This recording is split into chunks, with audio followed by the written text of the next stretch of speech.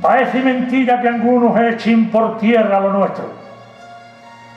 Esto que mienta la gente y que es patrimonio extremeño.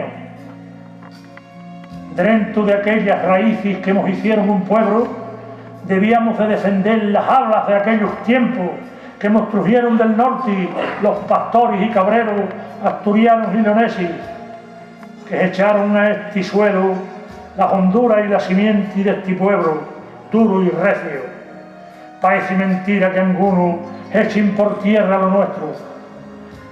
Este modo de parral que tuvo nuestros abuelos, que es patrimonio y cultura, tesoro de nuestro pueblo, que hay que cuidarlo de siempre, defenderlo y protegerlo, lo mismo que las costumbres, pinturas y documentos, arroyos, montes y ríos, escritos y monumentos. Y así debemos parrar, con mucho orgullo y sin miedo, y saber que hablando así, decirlo fuerte y bien recio, no es parrar mal castellano, es parrar bien extremeño.